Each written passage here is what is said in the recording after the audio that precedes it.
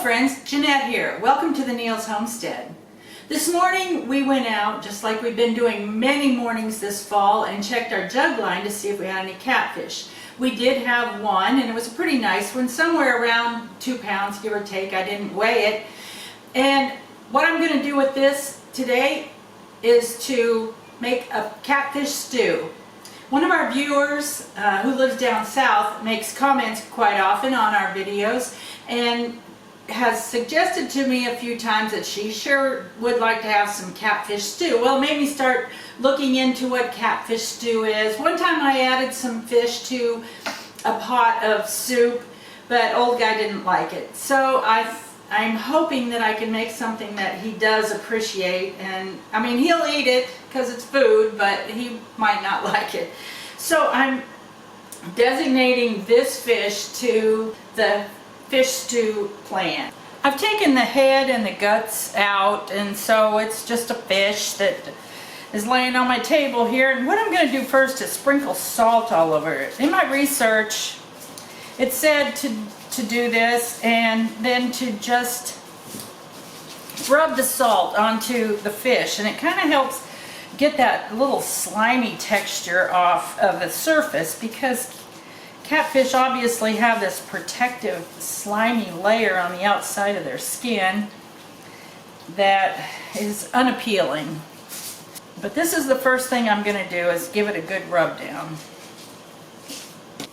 I've heated some water to boiling on my stove, and I'm going to add some salt to that. It's probably at least a gallon of water.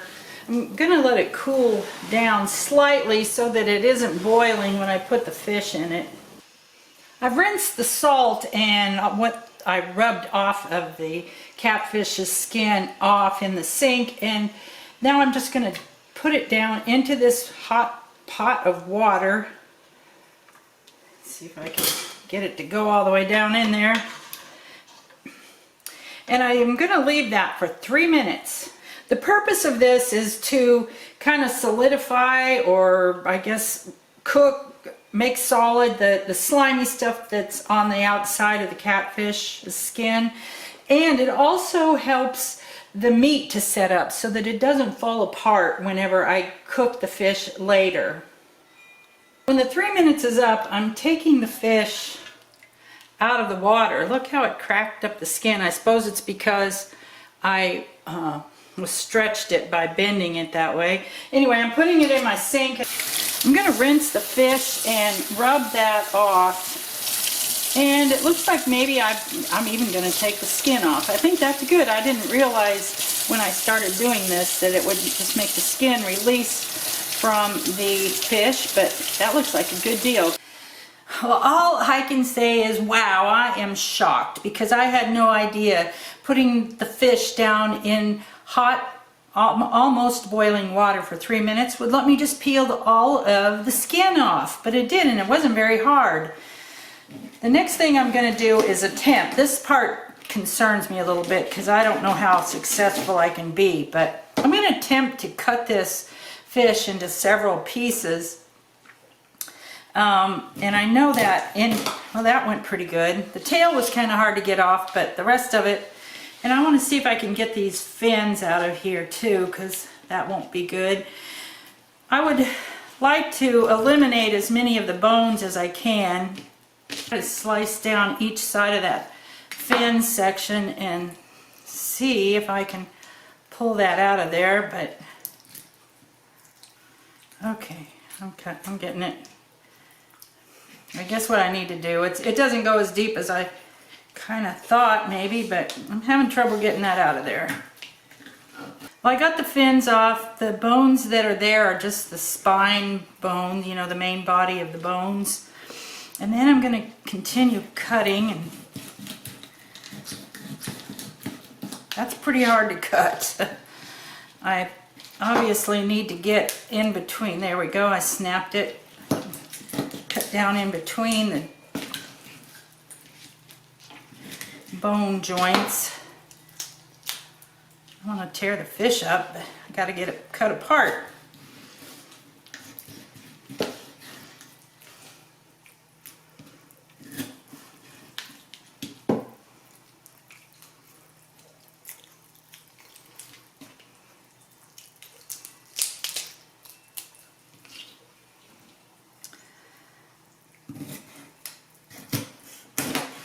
Okay, that one pretty easy. Well, after much consternation, I got some of these bones out of here and that fish cut up. The main bone down the body is still in there for the most part, and that's the way I'll be cooking it. Up until now, I've used the instructions on a website that I found called Lola's Chef, and I'll put a link to that down in the description, but primarily I used her recipe for cleaning the fish and getting it ready. And now to this point, I'm going to use the instructions by one of our viewers, Barbara, who lives in South Carolina and has been a very faithful watcher and commenter on our channel.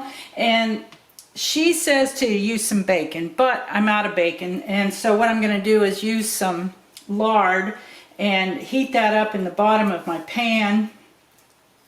Maybe if I can get it off the spoon. And then I've chopped up some onion here. I have some small potatoes that we grew that I need to use, and I washed them and cut them in half. And I'll heat up my lard. And when my lard is hot, I'll dump my onions in there and start them sauteing. I'm probably going to let them saute for about 3 or 4 minutes. After the onions have softened up a bit, it's time to put the fish in. But first, I'm going to add my own little ingredient. I'm going to put in about maybe half a teaspoon of thyme. I think that'll make it taste really good. And then I'm going to love with bay leaves these days, so I'm going to place about 3 bay leaves down in there. And then I'll take my fish that I cleaned up, and according to Miss Barbara, just lay that down on top of the onions.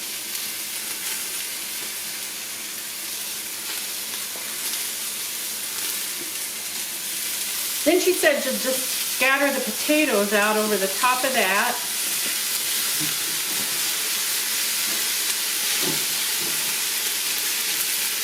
And turn the burner down pretty low so it'll keep cooking but not keep frying necessarily. We're going to let that simmer for a while. Here's a lid to go on top of it. Now, Miss Barbara said not to add any liquid at this point because the juices will cook out of the fish and be enough liquid to do what it needs to do in there. But with my fishy hand, I am going to take a little bit of salt and sprinkle over the top of that. Now I'll have to decide how long it cooks. I want the fish to be done and I want the potatoes to be done. The potatoes and the fish seem very done to me. And oh, there's a potato I didn't cut in half, but that's okay. So what I'm going to do is put this jar of tomatoes in there and let it simmer down some more. I heard the skid steer up there working in front of one of the greenhouses, and so I don't know when old guy's going to come in, but when he comes in we'll give this a try and see how it tastes. I want to give a shout out to Richie, who's one of our subscribers, and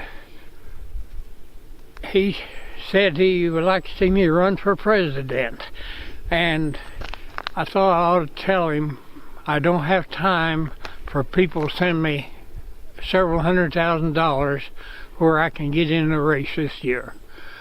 Next time, in 2004, I might be interested. You mean like 2024? 2024, yeah. I'm only 20 years behind. And here is a picture of old guy practicing to be the president at the Oval Office desk. Okay, he showed up, and so we're ready to eat lunch. According to the instructions, should be served over rice. So I cooked up some rice. We're going to eat it off of a bowl. I suspect some people would eat it off of a plate instead, but I just kind of like easing it off of a bowl. It's easier. I've let this simmer for quite a while. I haven't stirred it up because I don't really want to tear the fish up too much, but what I'm going to do is ladle it out and put it over the rice. Make sure I get plenty of juice. One thing that I'm concerned about with him is that he won't like dealing with bones. He doesn't even like it if I leave a little chicken bone in some chicken soup, so I don't know what he's going to think about dealing with fish bones in his soup. So, okay, let's get those carried in. I had some onions that were growing tops, and so I cut them off and chopped them up and put it on top. That makes it kind of pretty and added some extra flavor. Well, we like to eat our lunch in front of the TV watching some news at noontime. So there's this old guy sitting in his recliner with his plate on a little table in front of him.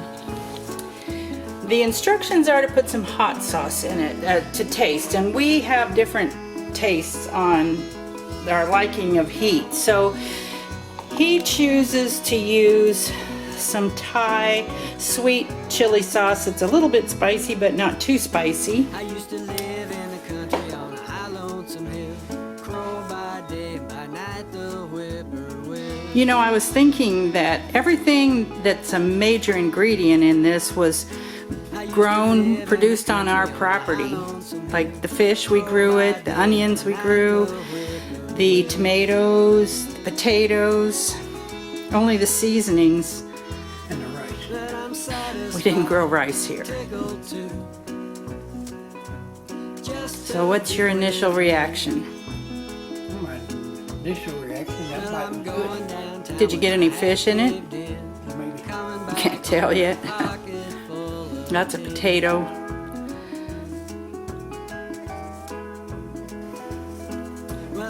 Thank you, Barbara. Tastes real good. I don't know whether it's as good as filleted fried fish or not, but I'll figure it out here by the time I get this bowl full to eat. And it won't necessarily be better or worse because they're so different. See you next time.